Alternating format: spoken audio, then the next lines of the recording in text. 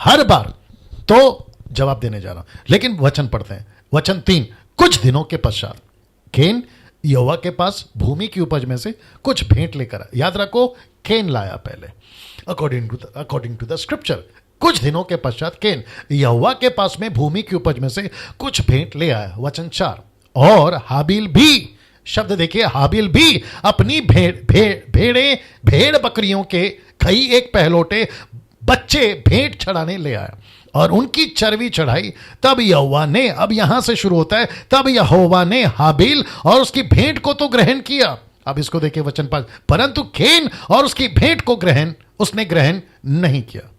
और तब केन अति क्रोधित हुआ, उसके मुंह पर उदासी छा गई। ऑब्वियस है, स्वाभाविक है, अगर एक का अर्पण स्वीकार किया है, एक का नहीं किया है, तो गुस्सा तो स्वाभाविक है। अगर रेस में 2 लोग जो दौड़ रहे हैं, एक जीतेगा एक हारेगा, तो स्वाभाविक है उसको बुरा लगेगा। अगर 2 जन खड़े, एक को इनाम मिला दूसरे को नहीं मिला, तो स्वाभाविक है। लेकिन यहां पर ये सारी बातें, इसको कहते हैं ना बच्चों वाली बातें, मैं नहीं करूंगा और यहां पर वो टॉपिक भी नहीं लाना चाहता। लेकिन बात करते हैं, ये 3 वचन फिर से पढ़ते हैं ताकि आपके दिमाग में अच्छे से बैठ जाए और इसका तगड़ा जवाब आपके बीच में आज देने की कोशिश पवित्र आत्मा की मदद से मैं करूंगा। और मैं चाहता हूं कि इसको छोटी सी एडिट करके भी मैं डालूंगा, आप लोग उसको देख लीजिएगा, तो मैं उसके हिसाब से भी अभी बात करूंगा। कुछ दिनों के पश्चात केन यहोवा के पास भूमि की उपज में से कुछ भेंट ले आया। वचन 4, हाबिल भी अपनी भेड़ बकरियों के कई एक पहलोटे बच्चे भेंट चढ़ाने ले आया, उनकी चर्बी भेंट चढ़ाई। तब यहोवा ने हाबिल और उसकी भेंट को तो ग्रहण किया, परंतु केन और उसकी भेंट को उसने ग्रहण नहीं किया। तब केन अति क्रोधित हुआ और उसके मुंह पर उदासी छा गए। अब जवाब शुरू। लेकिन आपके बीच में हमेशा एक प्रश्न पूछा जाता है कि परमेश्वर ने इन दोनों की भेंट को क्यों नहीं कबूला। इसका जवाब आपके बीच में रखने जा रहा हूं, तो क्या आप लोग तैयार हैं? जी, जितने भी एडमिन्स हैं तैयार हो जाइए। ब्रदर नरेंद्र, नीता, समीक्षा और जितने भी ग्रेस मिनिस्ट्री के लोग हैं, आप सभी भी। और मैं चाहता हूं कि आप लोग जब इसको देखें तो आपको भी कॉल्स आते हैं, तो उनको भी आप लोग जवाब दे सकते हैं। वापस आते हैं कि हमेशा एक प्रश्न पूछा जाता है कि परमेश्वर ने इन दोनों की भेंट क्यों नहीं कबूला। अब इसको पढ़िए, लिखा है दरअसल समस्या यहां भेंट की नहीं है। मैं आपको बताता हूं कि समस्या यहां पर भेंट की नहीं है। जी, समस्या भेंट की नहीं है। तो प्रश्न उठता है फिर किसकी है? अब जरा शब्द देखिएगा, क्योंकि आपको मैं हमेशा कहता हूं कि मैं जब किसी प्रकार का स्पॉट करता हूं, वो चाहे स्टार हो या अंडरलाइन हो, ब्लैक स्पॉट हो, और अभी कर रहा हूं येलो स्पॉट, तो जब कभी भी ऐसा कोई स्पॉट आपको दिखता है तो आपको समझना होगा, तो ये स्पॉट और ये स्पॉट याद रखिएगा। आप बढ़ते हैं सीधा यहां पर कि हमेशा एक प्रश्न पूछा जाता है कि परमेश्वर ने इन दोनों की भेंट को क्यों नहीं कबूला। दरअसल मैं कह रहा हूं कि समस्या यहां भेंट की नहीं है। तो फोकस अक्सर देखा गया कि भेंट पे फोकस किया। कुछ लोगों ने प्रचार किया कि जमीन से निकला था इसलिए परमेश्वर ने स्वीकार नहीं किया, उसने थोड़ा सा कम करके डाला होगा इसलिए उसको स्वीकार नहीं किया। तो मैं वापस कहता हूं, कॉन्सेप्ट यहां भेंट का नहीं है, कॉन्सेप्ट यहां ऑफरिंग का नहीं है, कॉन्सेप्ट यहां पर क्या चढ़ा रहे उसका नहीं है। जमीन से निकली क्योंकि जमीन श्रापित थी, यह भी लॉजिक लगा सकते, लगाओ, कोई दिक्कत नहीं है, आपका अपना, मेरा अपना, आपका अपना, ऐसा वाला बात है। लेकिन वचन को बड़े ध्यान से देखिएगा तो वचन में ही जवाब है। आप लोगों को कुछ मिला? जी, मैं फिर पूछता हूं, क्या आप लोग तैयार हैं? बड़े ध्यान से देखना। लिखा है कि तब यहोवा ने हाबिल और उसकी भेंट, तो यहां पे 2 लोग हैं, एक है हाबिल और उसकी भेंट, दूसरा है केन और उसकी भेंट। वाह वापस आऊं तो परमेश्वर को यहां पर भेंट की चिंता नहीं थी, यहां चिंता थी कि भेंट लाने वाला कौन है। वैसे ही स्क्रिप्चर, वापस आता हूं, आपको स्क्रिप्चर ही दिखाता हूं, हालांकि ये भी स्क्रिप्चर है, पीछे ले जाते हैं आपके बीच में।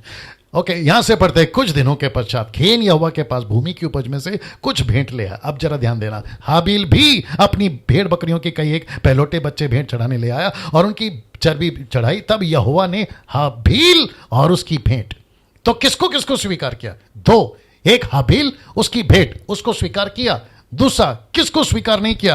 केन और उसकी भेंट ग्रहण नहीं किया। तो ज्यादा जोर किस पे, भेंट पर या भेंट लाने वाले पर? इसलिए वापस कनेक्ट करने जा रहा हूं, मजा आएगा सर आप लोगों को। तो लिखा है कि तब यहोवा ने हाबिल और उसकी भेंट को तो ग्रहण किया, परंतु केन और उसकी भेंट को उसने ग्रहण नहीं किया। बात यहां 2 लाइन की है। वाह, वापस आता हूं, बात यहां 2 लाइन की है। कौन सी लाइन? सबसे पहला लिखा है गॉडली लाइन और दूसरा लिखा है अनगॉडली लाइन। एक है धार्मिक लाइन और दूसरा है अधर्मी की लाइन। आपको पता हो गया ना कौन सा? वापस लाता हूं ये वचन जब आप पढ़ रहे थे ना, कौन सा वाला? ये वाला।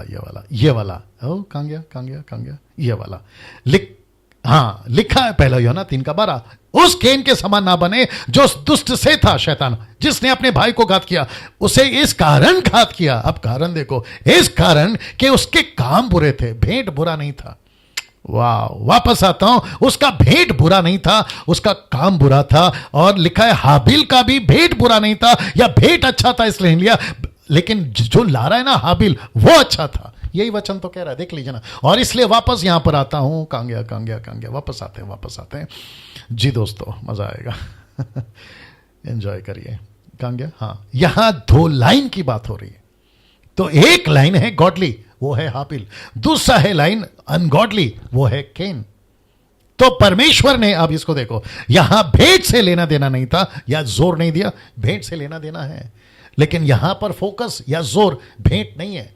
अब देखो क्या है, बल्कि ठीक है, बल्कि भेंट लाने वाले से है लेना, भेंट लाने वाले से लेना देना है। अच्छा है, इधर आ गया जी दोस्तों।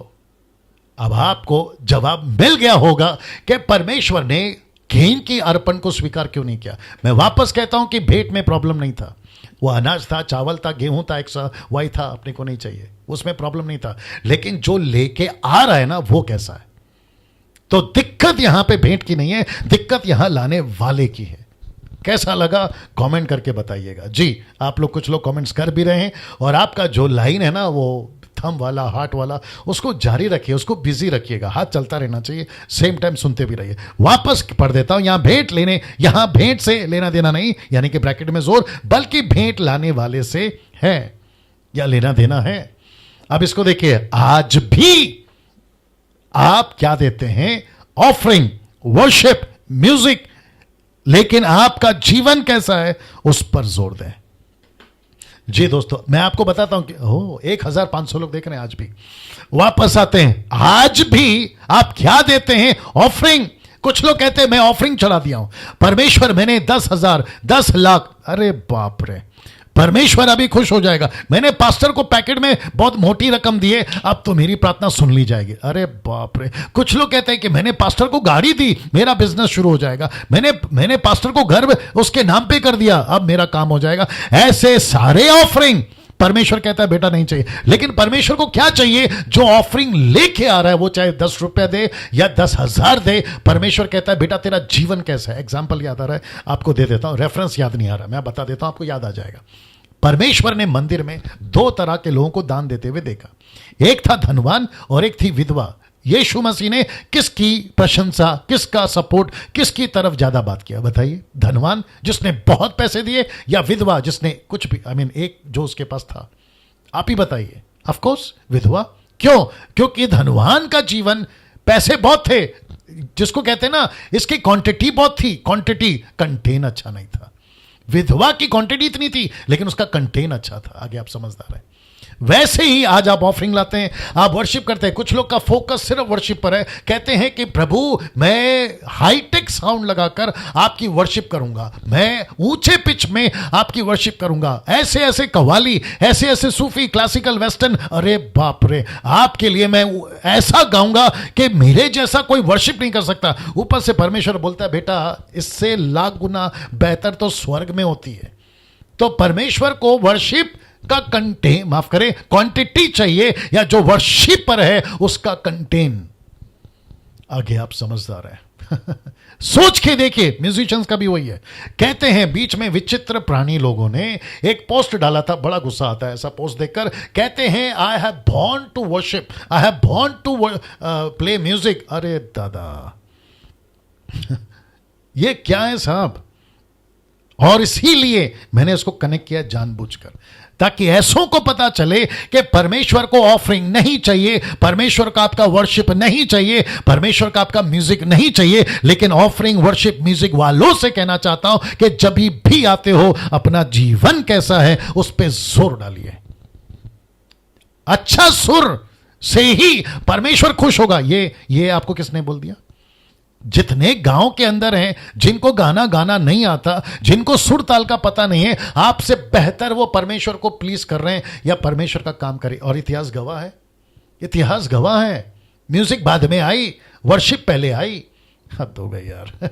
म्यूजिक बाद में आई, तुम्हारा गिटार बाद में आया, तुम्हारा ड्रम सेट बाद में आया, लेकिन आराधक तो पहले से थे।